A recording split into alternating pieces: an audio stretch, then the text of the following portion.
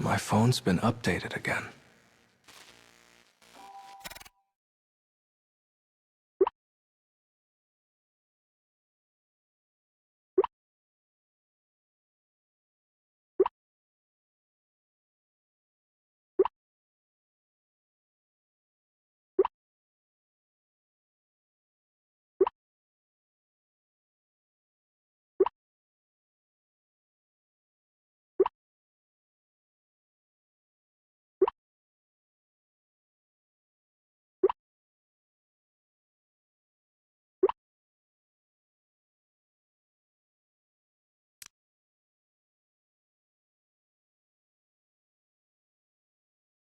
We'll find the last Luna fragment here, right?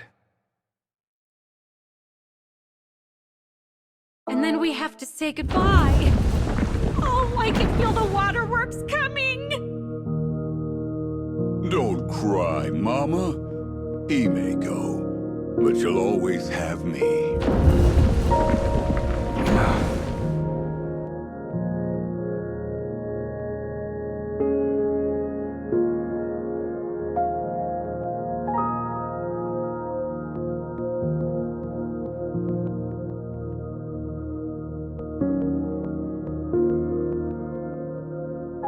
These gears are really loud. What? Your rear is proud? He said he loves you, Mumsy. Oh my god, stop.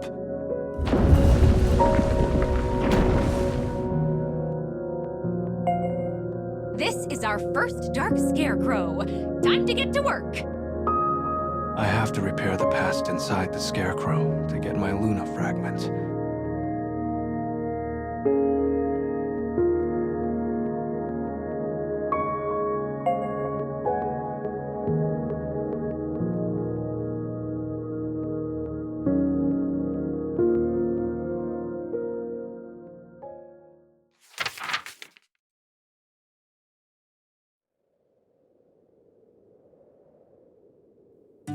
Tonight, I weave for you the tale of a kingdom wreathed by sea and sand. The heroine of our story is a charming princess who seeks true love for herself.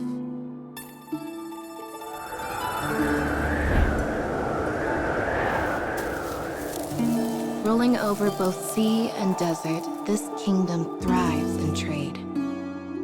And its queen has issued a notice. My beautiful princess no longer smiles. Any man who returns her joy may have her. The men in the courtyard queue in place, waiting to claim the princess for themselves.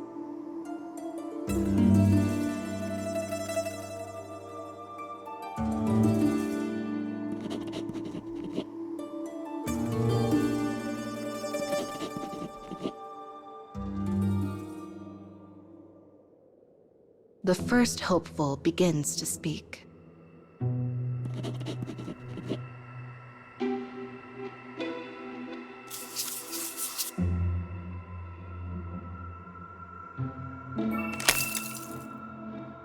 But his words do not reach her.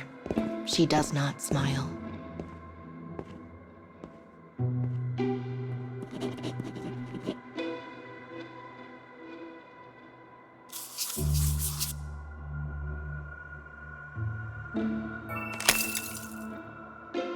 The men's words are hollow things. They tell the princess they see her only for her station.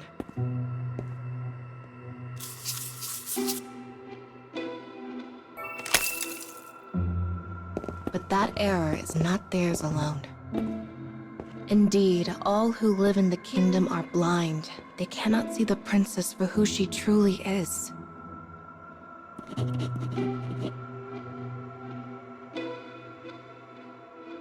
With her face a stone, the men surrender and return to their homes. No one understands me, she sighs.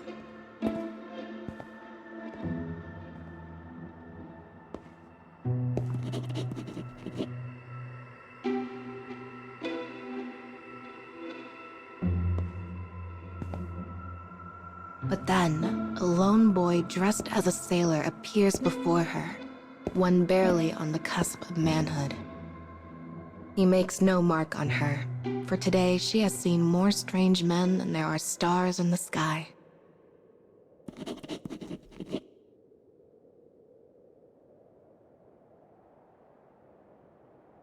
The boy begins to spin a tale of wild adventure. He speaks of a djinn he met on a journey.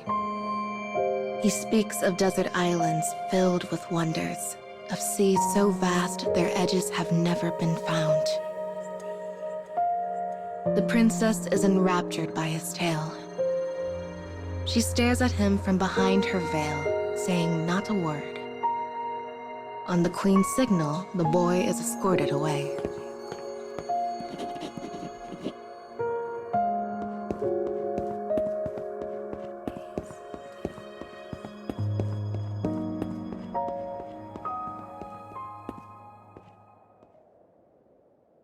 His voice grows distant, and silence soon returns to the palace.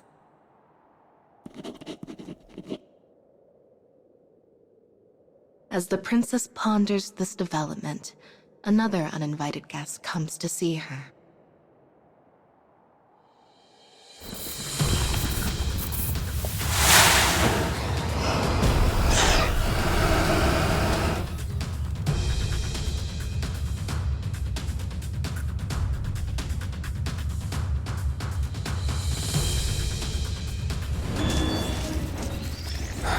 I guess we're doing this.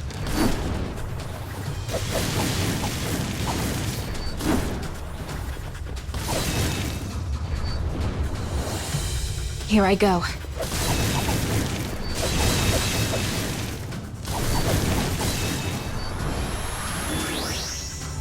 What a pain.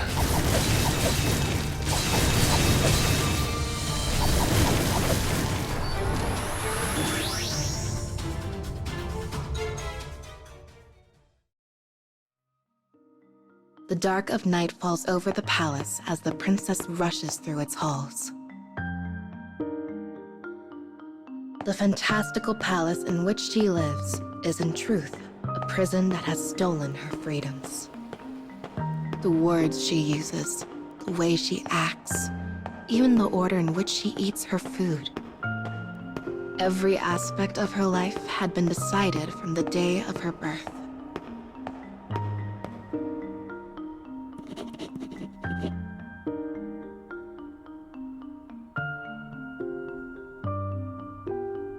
No one has ever seen the true me. None of the men, and not even that boy. Day after day, she plays the role of a demure princess. Unable to bear this curse, she eventually lost the will to smile.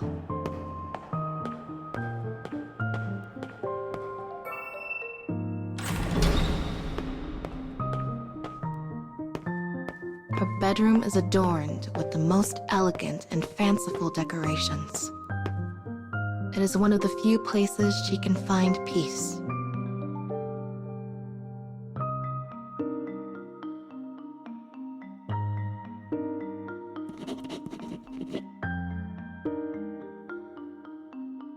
At a signal from her lady-in-waiting, the princess changes her clothes.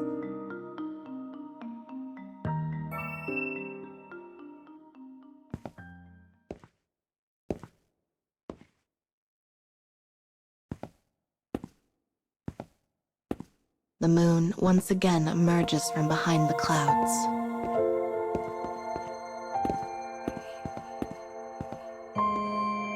She stares at herself in the mirror, dressed now in the guise of a fortune teller. It is a persona she assumes only when the sun takes its leave from the sky.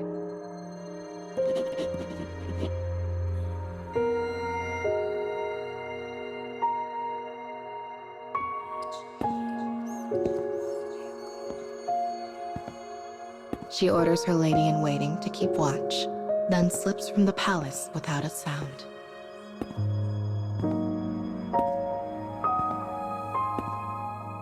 She will be greeted by the bustle of a city bathed in danger and vice. And it is there that she will slip the pent-up frustrations of her carefully orchestrated life.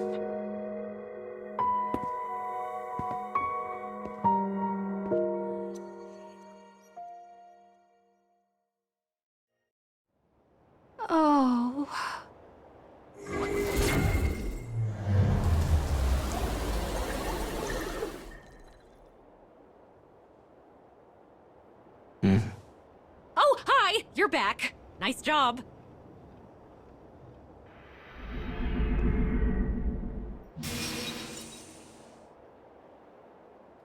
This past took place in the same world as last time. I had my suspicions about that Desert Kingdom princess.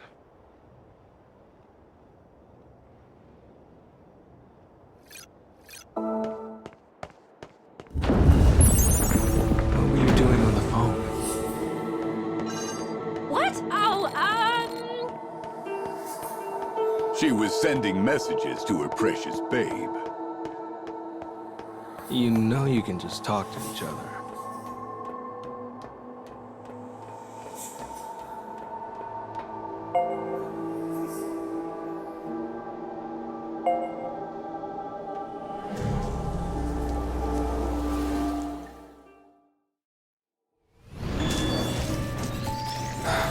I guess we're doing this.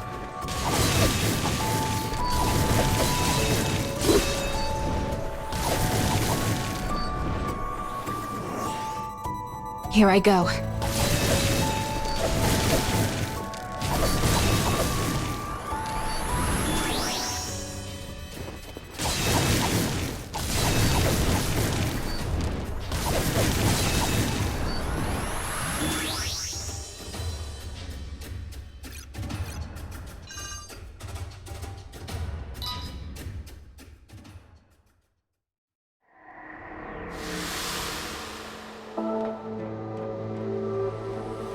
goodness. There isn't much space up here. Are you scared, you? Strangely, no. Even though I'll be screwed if I miss a step.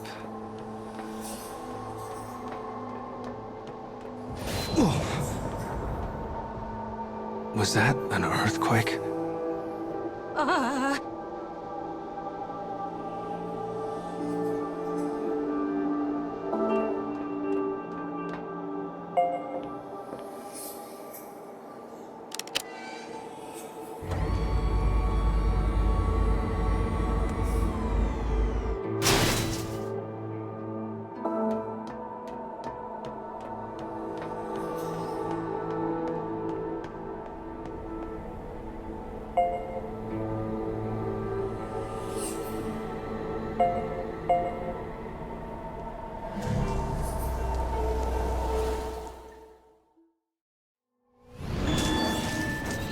Let's press on through.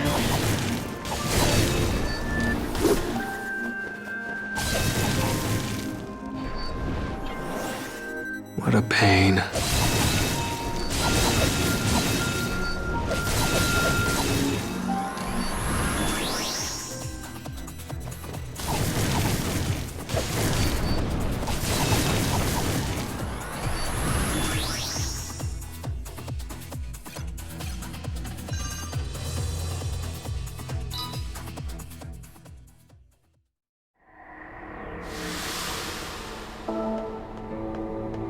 So, how about that princess's room, huh? Gosh, I've always wanted to live a rich lady's lifestyle. Sometimes a room can be too big. That thing would take the whole day to clean. And if everything is expensive, you're out lots of cash if something breaks. Don't crush my dreams, Yuzuki. Sorry, couldn't help myself. I don't care for rooms. Mama's apron is the best place for me.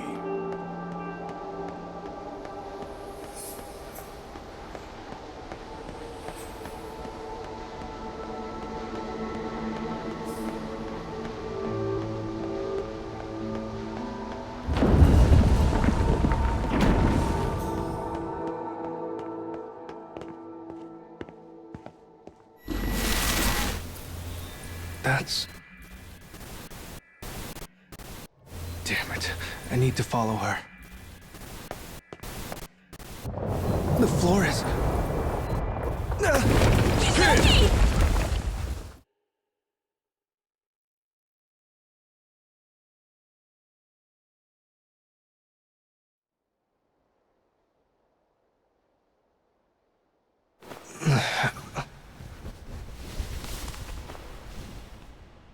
Where am I?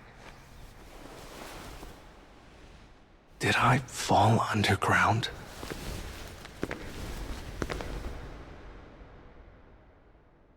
Where's everyone else?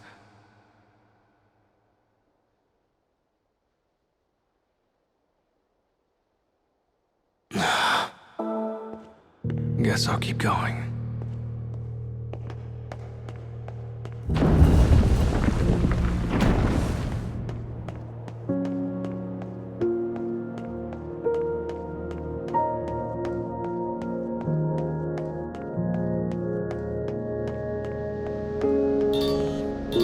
Huh? No, it's just my phone. Are you okay? Are you alive? I wouldn't be answering the phone if I was dead. Oh, yeah, I guess not. Anywho, I'll guide you over the phone, okay? No need to worry. Thanks.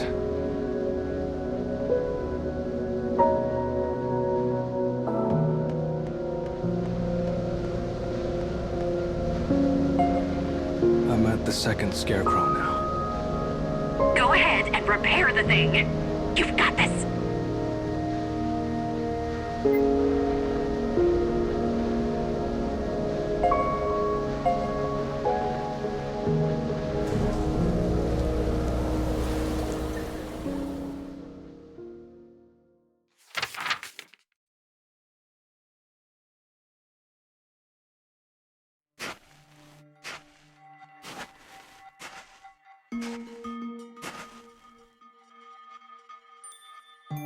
Every night, the princess slips out of the palace for her own amusement. She sits in a dim and dingy alleyway, one that lies forgotten by the people of the city.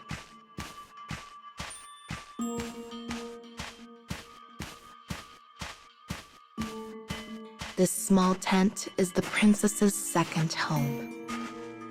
It is a place where she tells fortunes, one of her own creation. Yet her divinations often ring true, and rumors claim her words can change fate itself.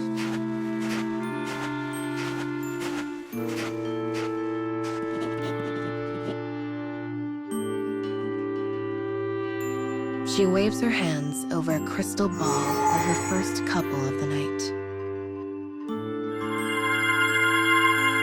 Even as a child, the princess possessed a gift for fortunes.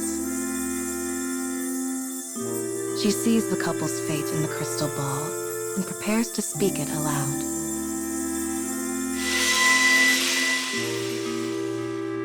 The light within the ball grows faint and vanishes.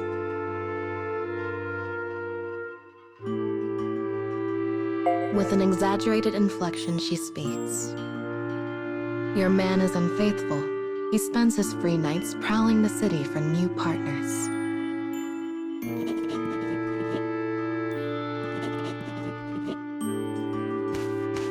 Betrayed, the woman rushes away in tears. The princess's divinations often tear seemingly happy couples apart. Whenever this occurs, she feels her melancholy ease.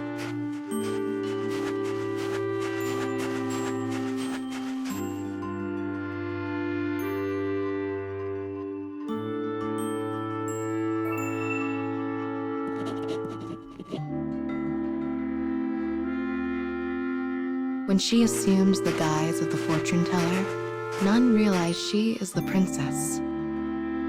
This only confirms her suspicion that no one sees her for who she truly is. Not a soul within the palace, nor a soul without.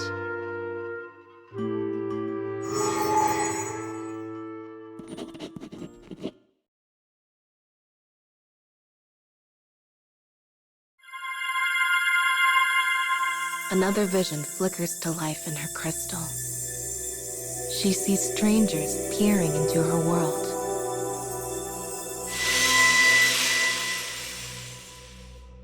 The princess quickly recovers from the unexpected occurrence and informs the couple of the result.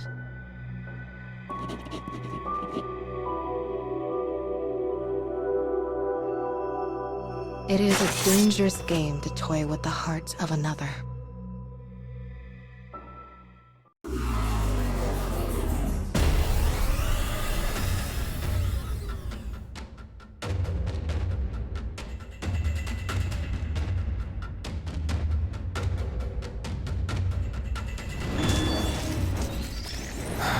I guess we're doing this.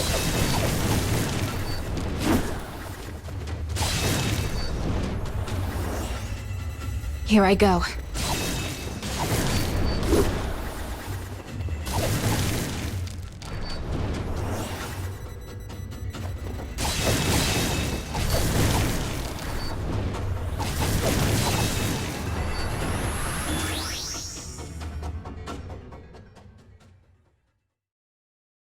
But be it as fortune teller or princess, the woman knows salvation will never come for her.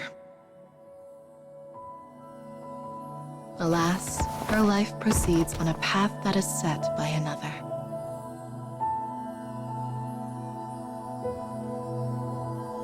As the princess sits deep in thought, a familiar boy passes before her tent.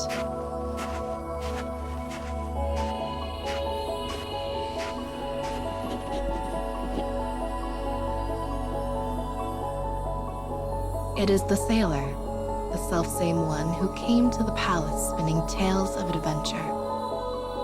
Perhaps he sees the real me. She decides to test his motives. She forecasts his grim end with these words: "Death awaits if you continue to see the princess." But then,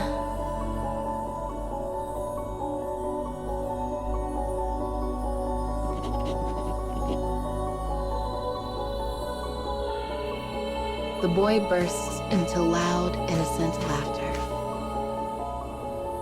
She watches him as he vanishes into the thick of the crowd.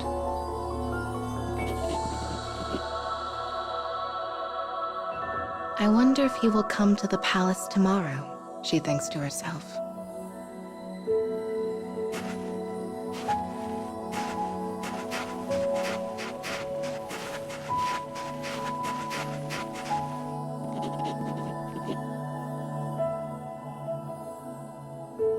And as she slowly makes her way home, she finds her steps to be lighter than usual.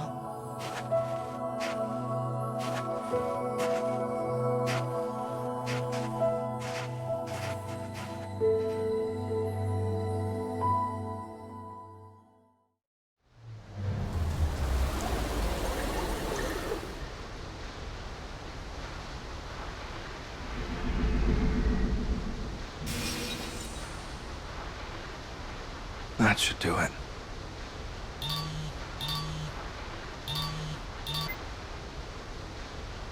All done? Then let's keep moving.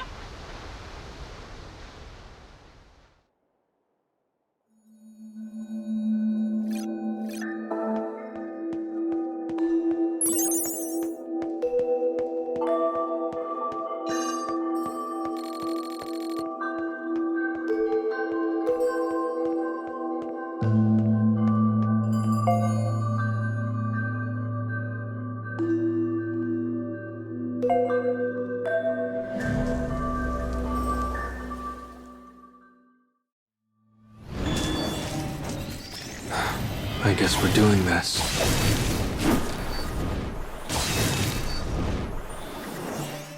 Here I go.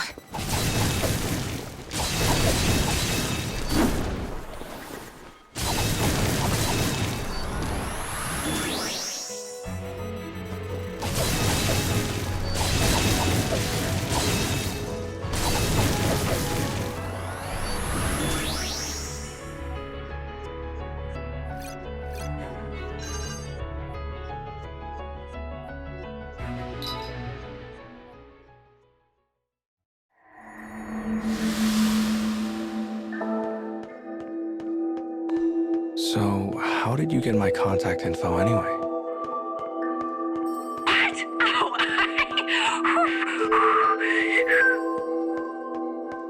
You call that whistling? Here's your answer, bub.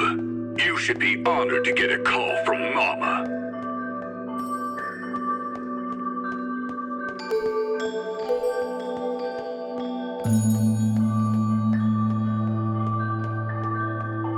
This is a pretty simple maze.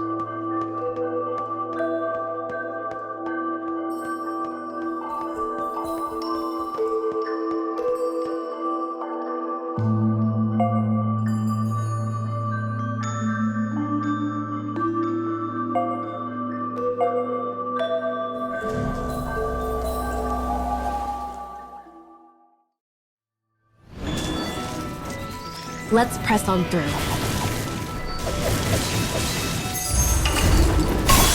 Too easy.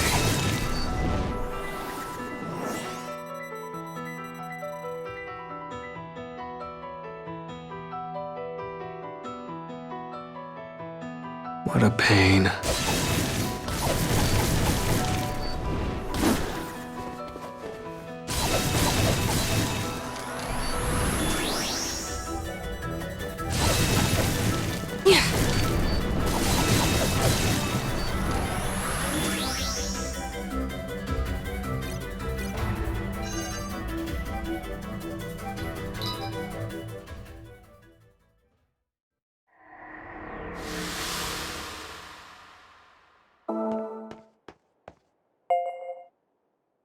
There's a bird statue here.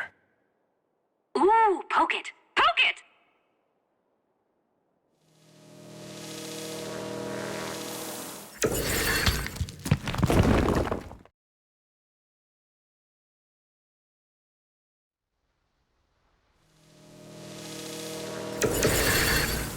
Did I just warp here? Yuzuki? Your little dot thingy just poofed off the map! What are you talking about? Just keep going, kid.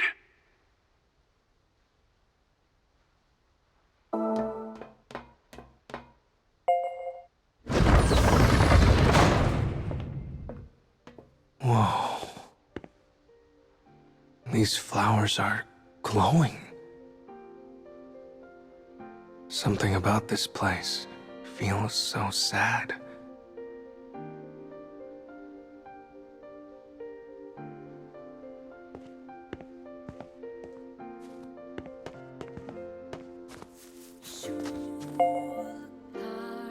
This is my sister's bird keychain.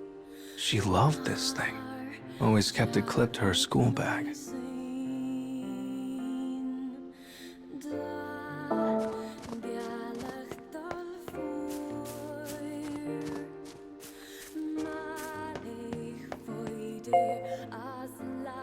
Oh, wow.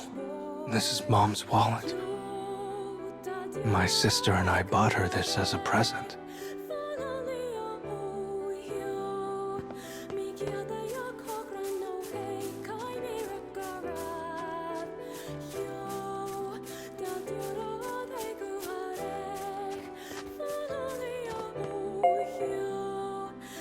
Wait, is this my pen?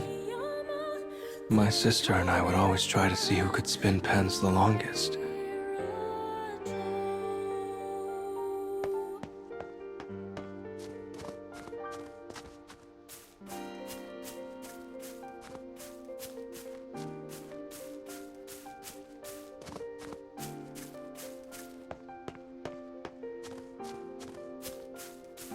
Glowing flowers, huh? I wonder what they're called.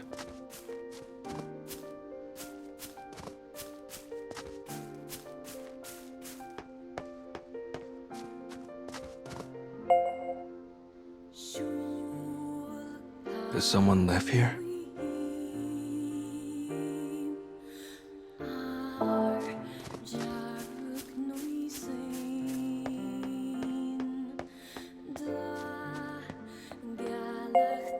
Huh? Does this door not open? Well, that's weird. It should be the way forward. Oh, strange. Reception's pretty bad. Oh, come on. Oh, you just... right there, you...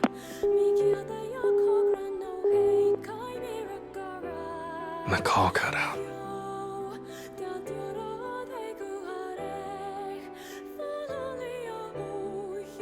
Now what do I do?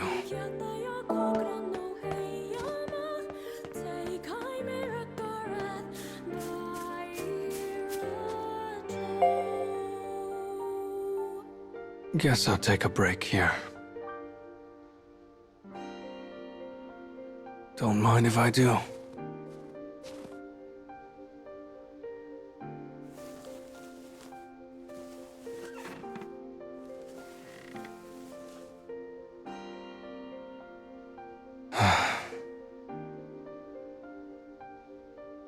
It's really quiet without Mama and Babe. Something's missing without them.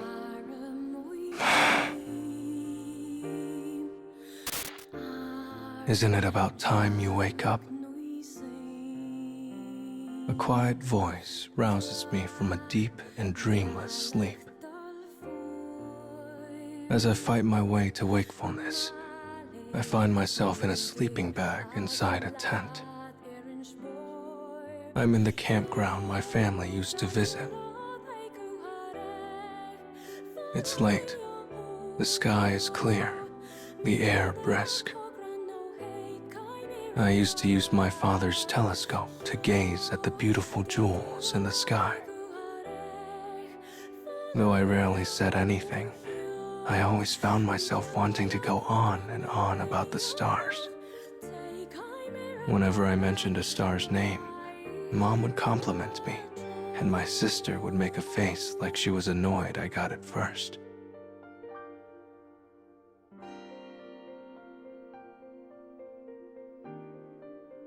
It made me feel like I was the center of the world. Just like the moon is the center of the night sky. It's now a memory I keep locked deep inside my heart. Later, much later, my family changed. As Mom started racking up debt, Dad became violent. Her usual calm expression was now twisted into a permanent grimace of anguish.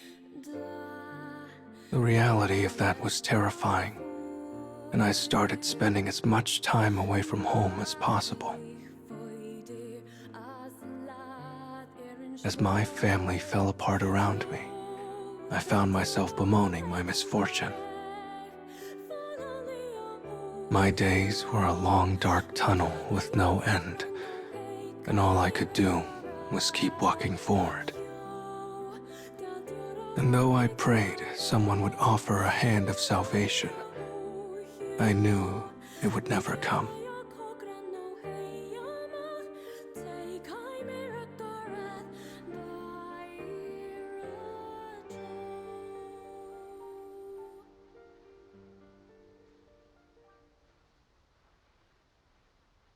Yuzuki! Wake up, Yuzuki!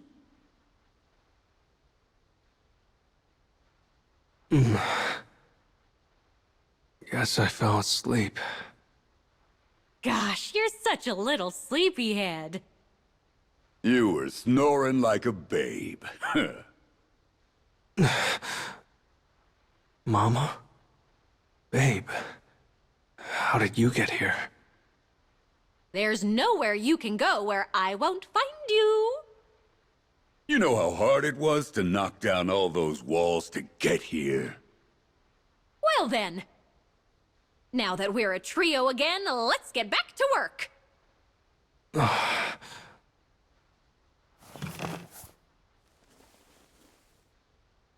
Goodness, look there! Is that a key?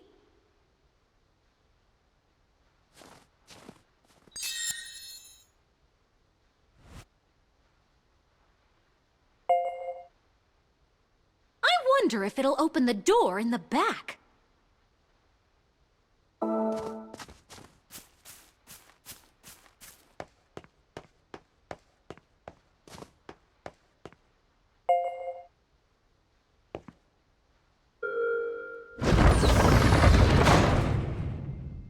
We made it out! Yay! Admit it, kid. You were lonely without us, right? I bet you two missed each other so much!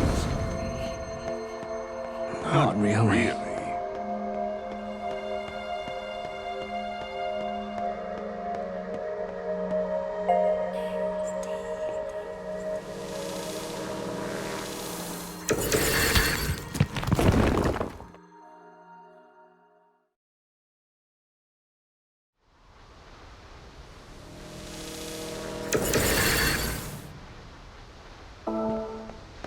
We're finally at the next scarecrow.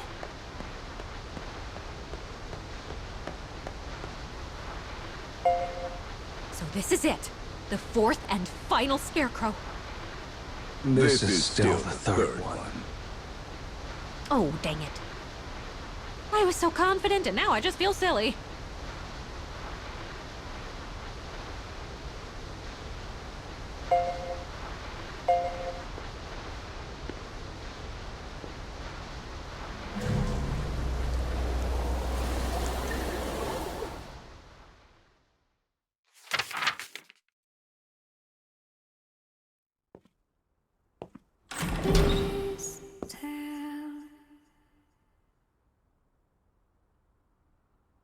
The light of the sun gently illuminates the princess as it awakens from slumber.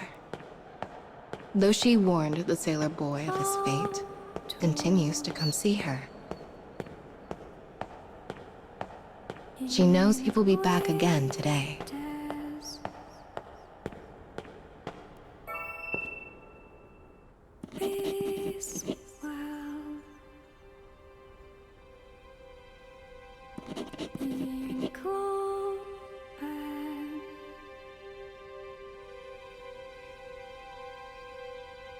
Day after day, he flashes a daring grin as he fabricates tales of adventure.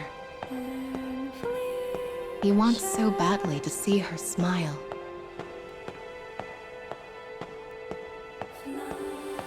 And at some point, she finds herself taken with him. The boy appeared before her like a bird that rules over the free skies.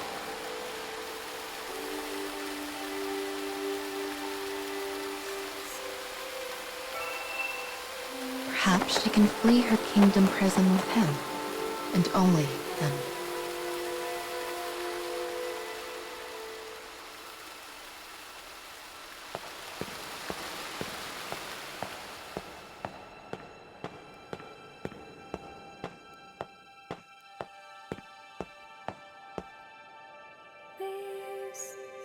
She arrives in the palace courtyard. The sailor boy greets her with a confident grin.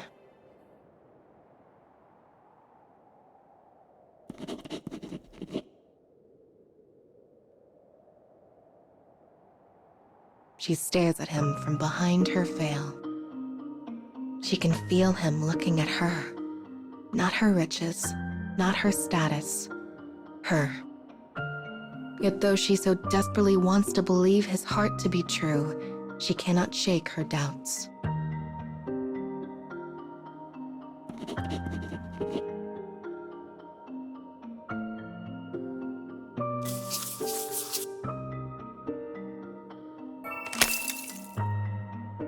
After a moment of thought, she decides to test him.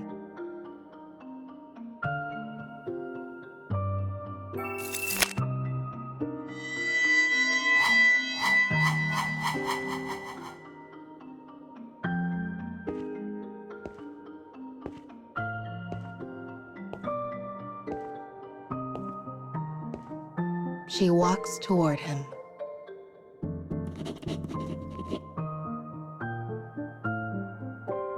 In a faint voice no louder than a whisper, she graces him with a plea.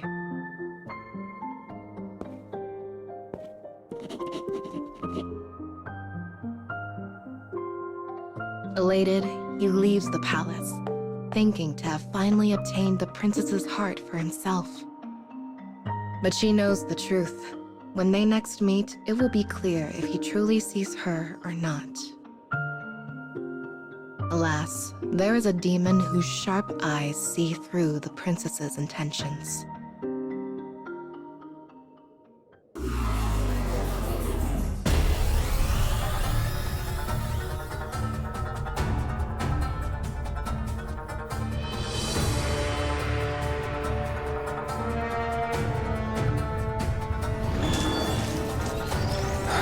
I guess we're doing this.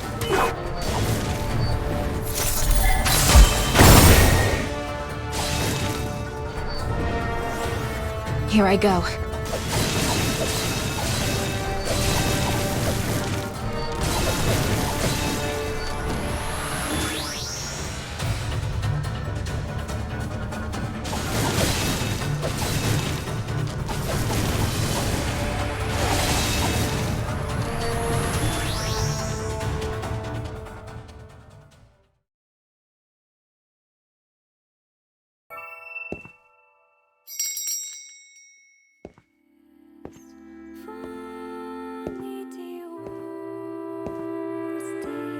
The princess and fortune teller stand together in her room. The princess has come up with a plan to test the sailor boy.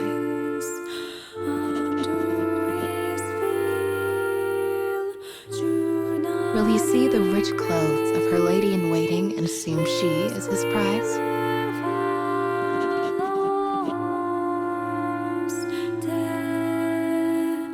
In her guise as fortune teller, she can only pray he makes the right decision.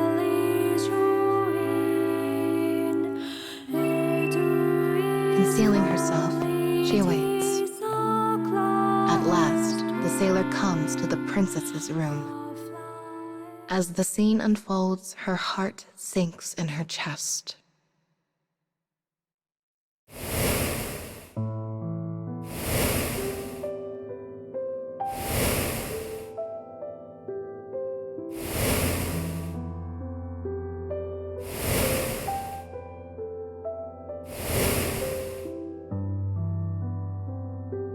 The sailor does not recognize the lady-in-waiting in disguise, and quickly spirits her away. The sailor boy is just another grain of sand in an uncaring desert. And short-lived as it was, the princess curses herself for permitting her heart to feel joy.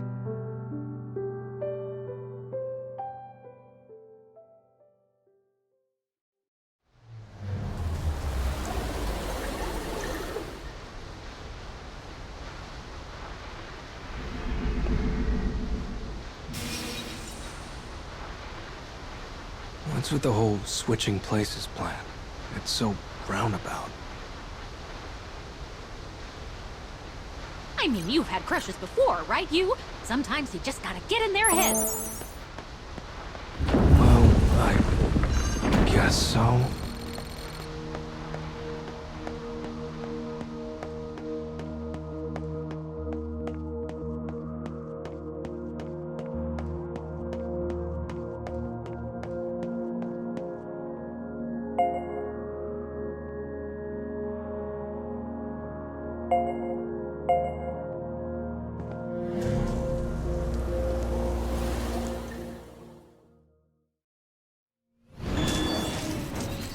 Let's press on through.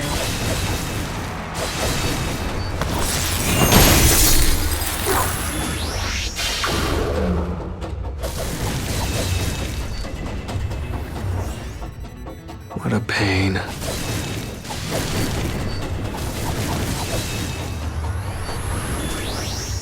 Here I go.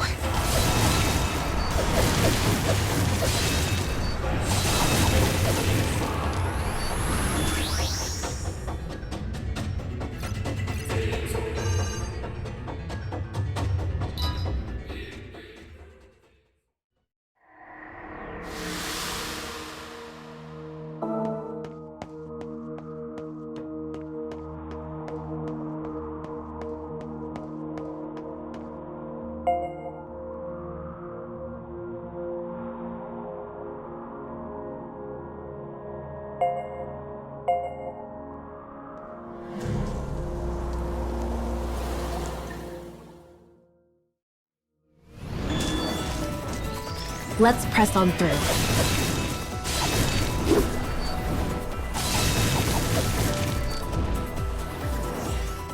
What a pain.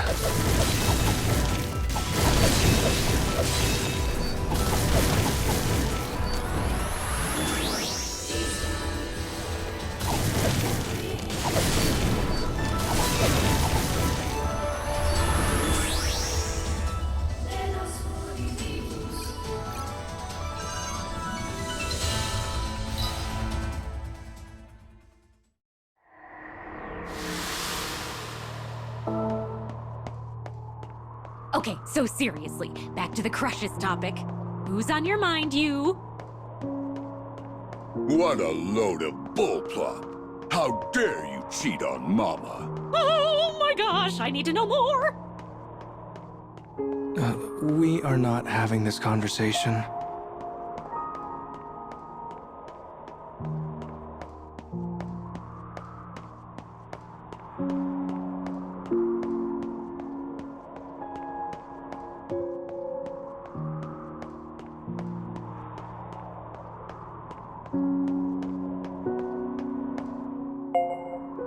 This is really the last scarecrow, I promise. Time to see what kind of ending awaits those two.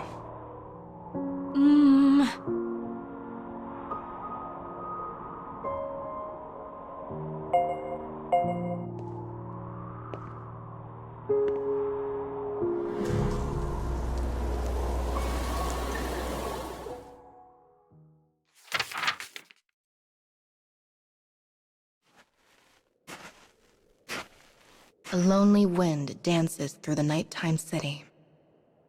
In fortune teller's garb, the princess follows the sailor boy and her lady-in-waiting, who is still disguised as herself.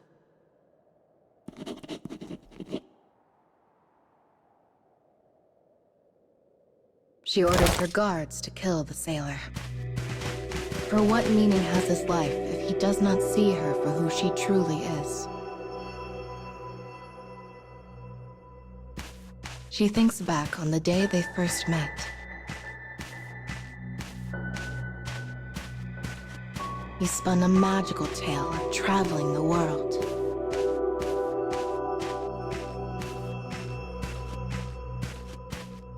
From the day of her birth, the princess has been bound to the stone that is her kingdom.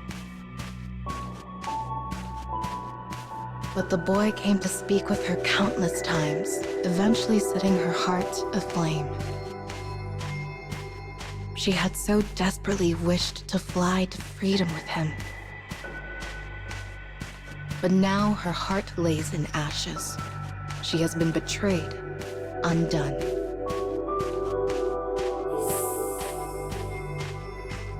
It has been a long time since she smelled the salt of the sea.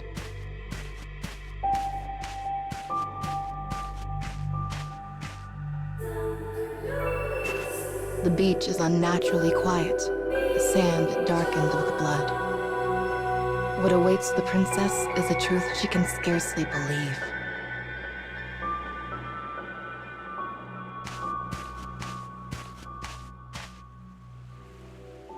The sailor boy is protecting her disguised lady-in-waiting. The boy risks his life to protect a false princess, yet the true one sees it as a fruitless act.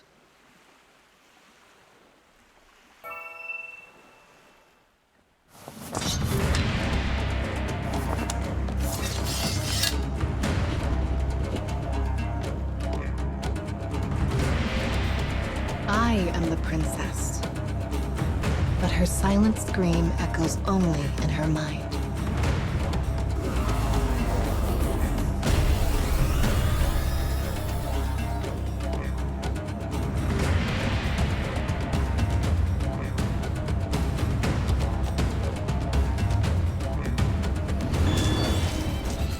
Let's press on through.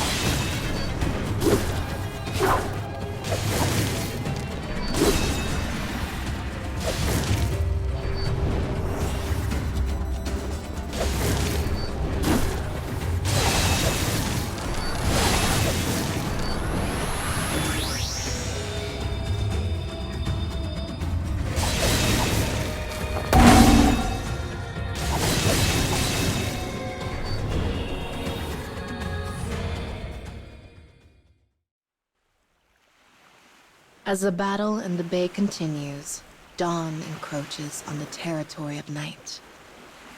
When sun and moon meet in the sky, they point their blades at one another.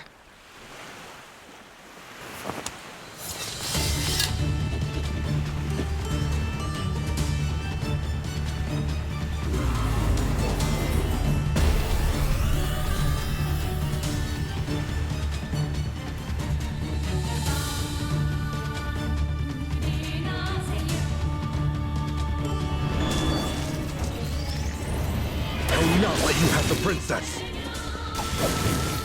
You know nothing of the princess. You do not see her true self. Nonsense! I'm the only one who can make her smile. Don't stand in the way of our freedom! Why? I wanted you to look at me and only me, yet my wish never came true. Why?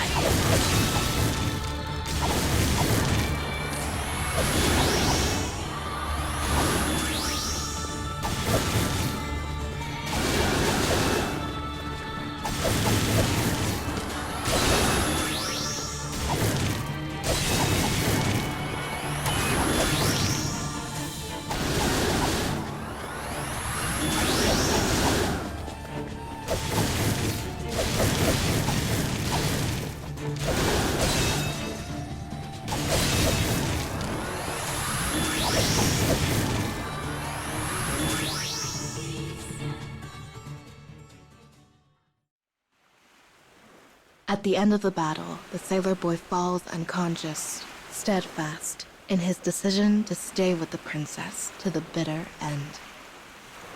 Though the princess finds her will to live fading, one last idea comes to her. She will set to sea with the boy, and they will slip the mortal coil as one.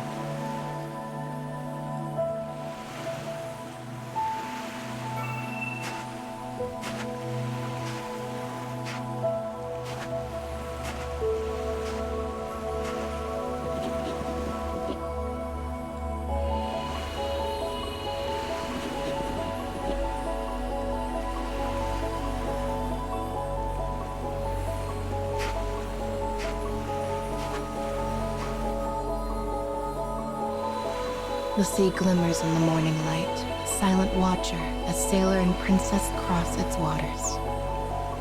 Here, the kingdom cannot reach them. Here, a girl is not bound to her royal status.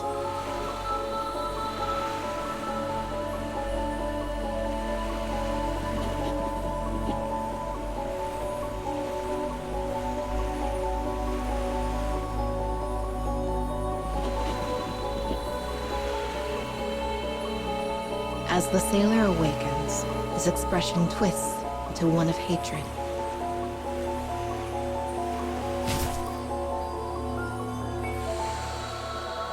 No one had ever seen the princess for who she truly is. She has been destined to forever be a symbol.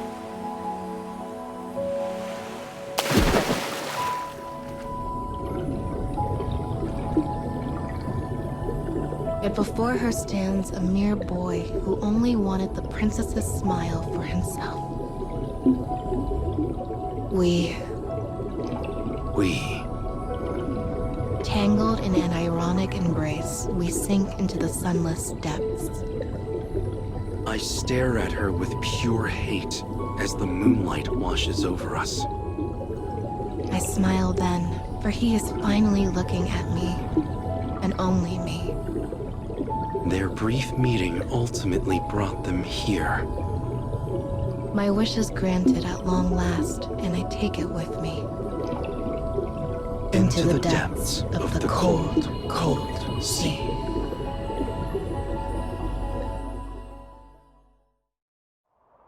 Oh. And that takes care of that. I guess there's not a lot of time left, huh? When the four moons...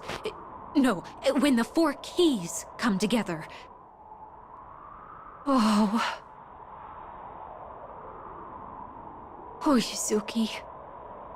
What should I do? Mama.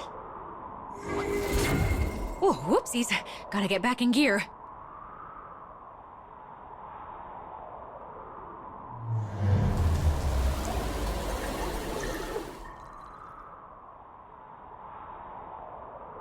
I guess their wishes came true in the end.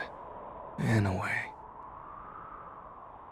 Still, can't say it ended well for them. Okay then! You've done so well repairing everything.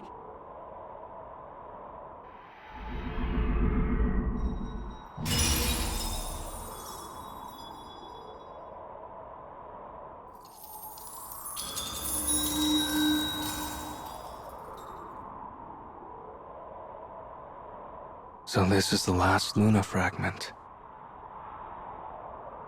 You need to repair the moon now, so let's keep going!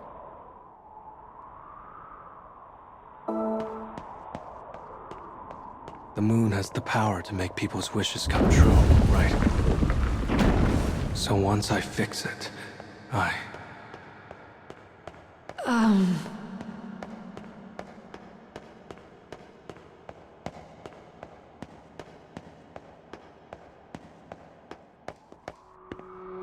guess I'm heading this way.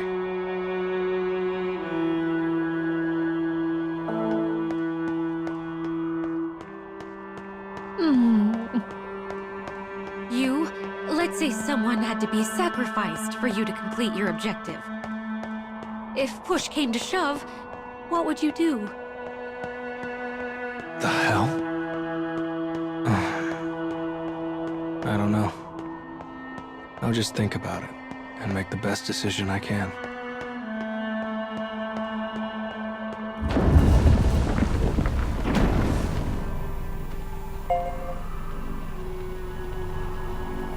Next is my own past. Making wishes a reality will always come with a price. Are you sure you're prepared?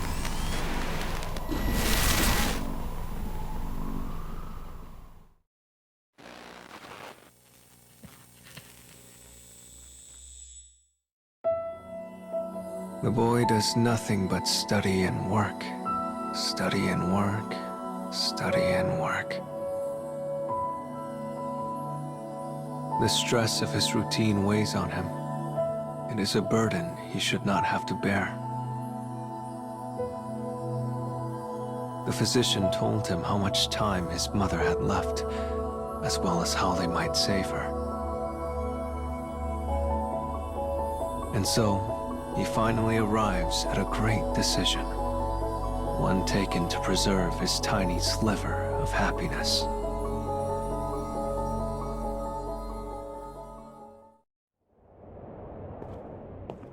The boy walks through an endless night with no exit. He does not question where he is. His only aim is to follow the moon that now hangs in a darkened sky.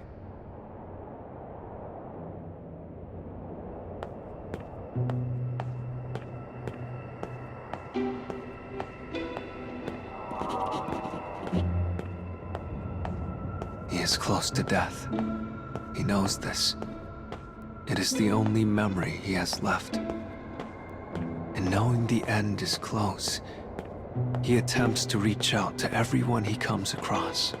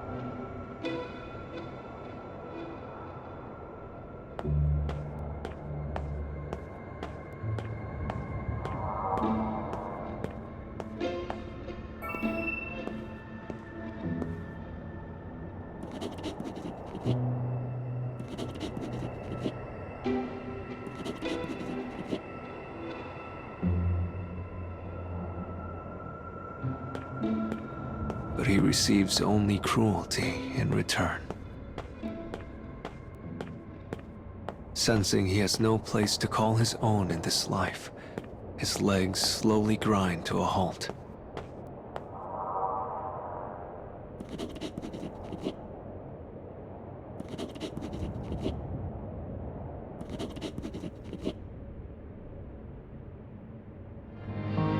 He remembers what he and his mother said to one another when he was young. Even when his father scolded him, even when he fought with his sister,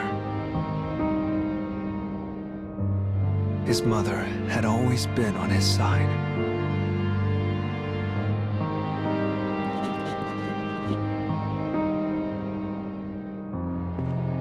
Once again, he begins to walk. The moon shimmers, illuminating the path. It is his guide, a lamp in the darkness, so he might save his mother who now hovers between life and death.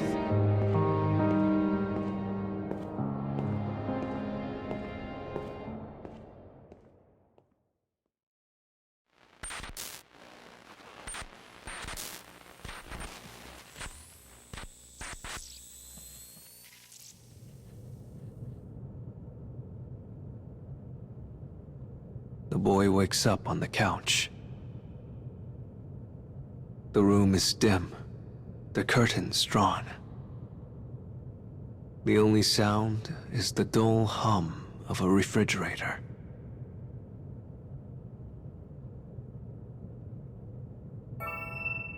Bottles of drugs sit on the table before him.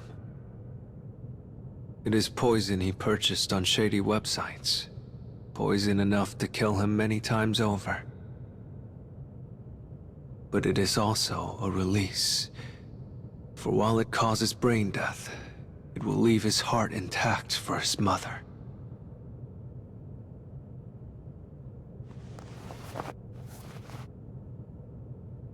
Yet his body is not eager to embrace this plan. And for a while, he had lost consciousness.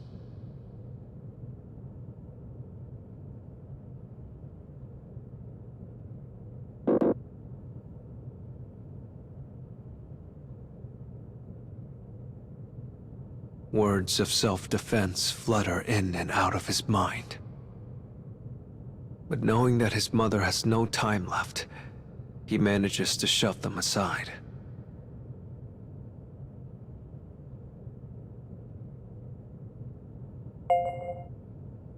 His rational mind suppresses his will to survive, and he brings the drugs to his mouth.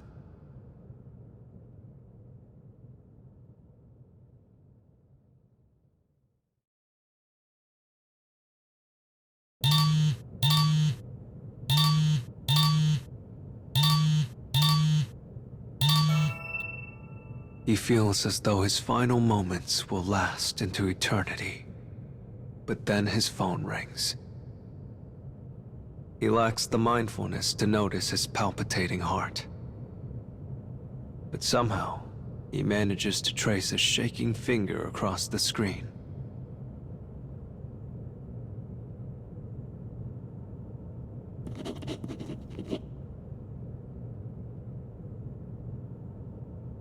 The call that saved his life was from the hospital where his mother is admitted.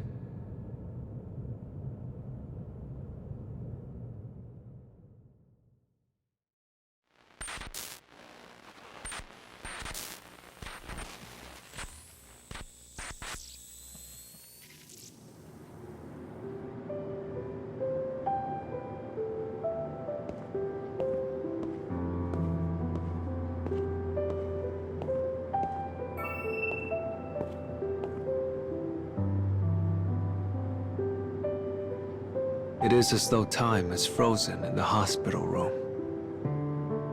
The light filtering in through the window bathes his mother's gaunt features in an ethereal pallor.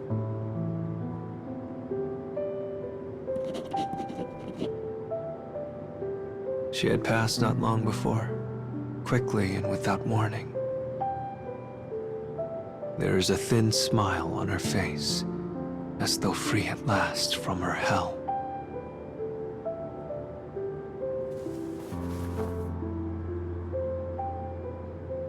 The boy attempts to muffle his sobs, trying not to give voice to the wail that threatens to consume him.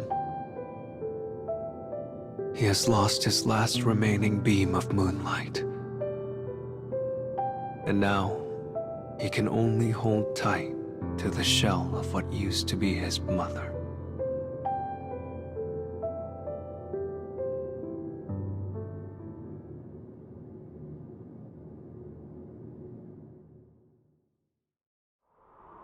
If only he was never here.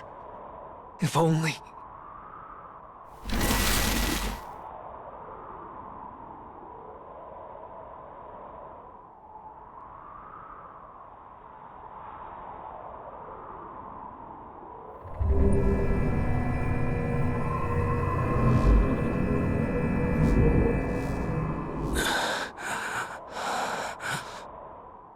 I gave up everything in my life. I didn't need or care about anything unless it helped Mom. But then... damn it! Yuzuki... Let's keep going. Once you repair the moon, I'm sure your past will...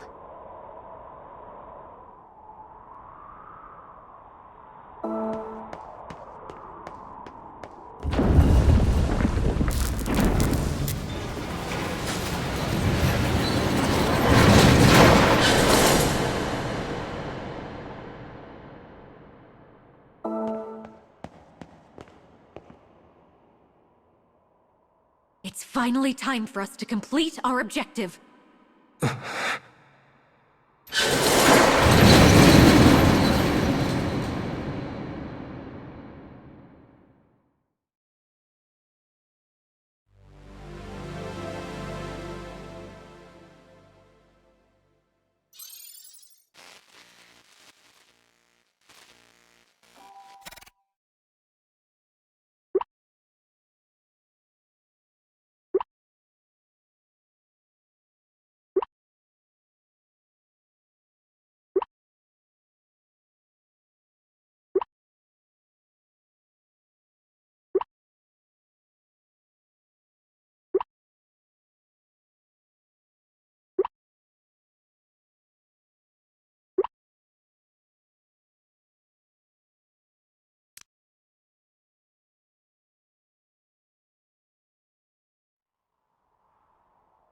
Well, this is the last stop on our journey.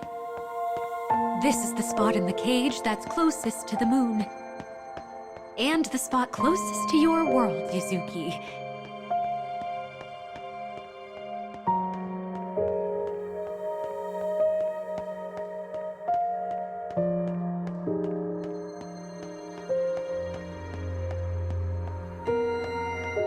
Gosh, we've been through so much together, haven't we? Yeah.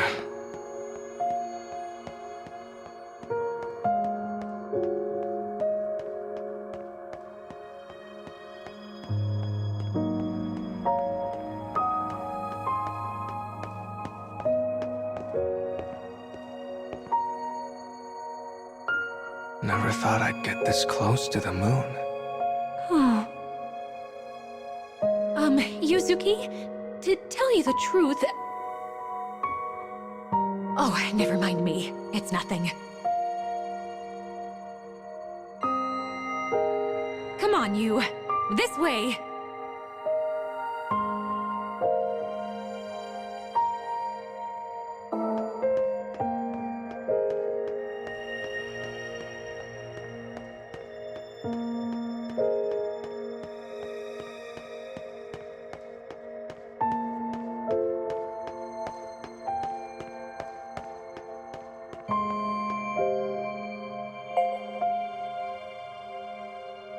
You'll find the altar of the moon at the top of these stairs.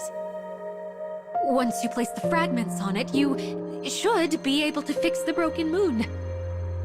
You're such a good, diligent boy, Yuzuki. No matter what happens, I know you'll be fine.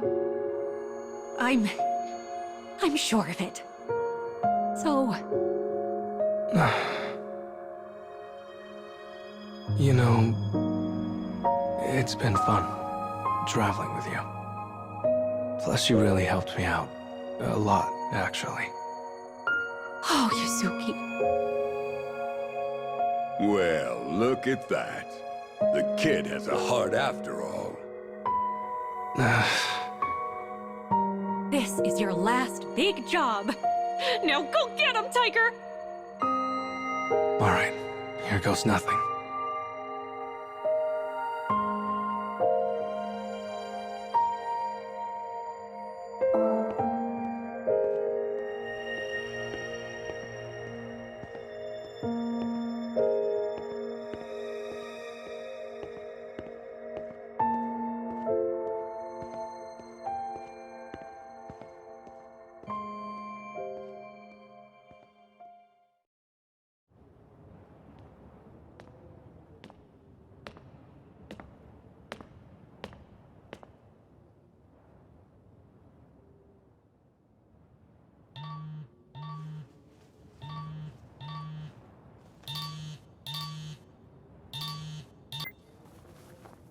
Yuzuki?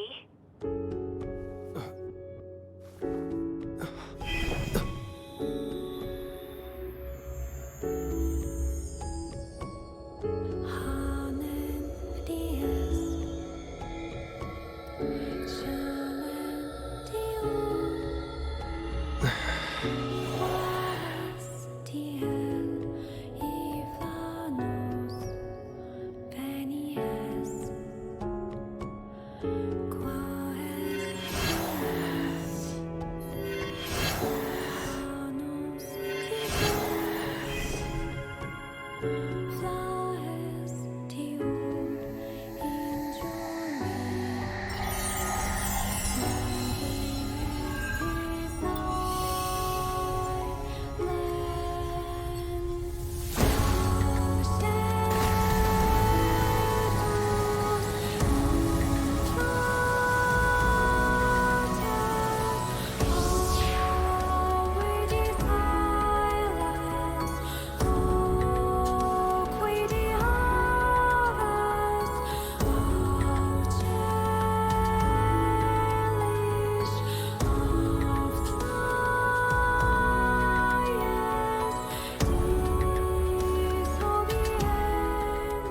me, Yuzuki.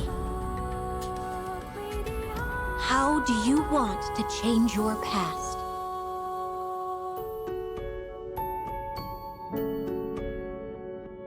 I want to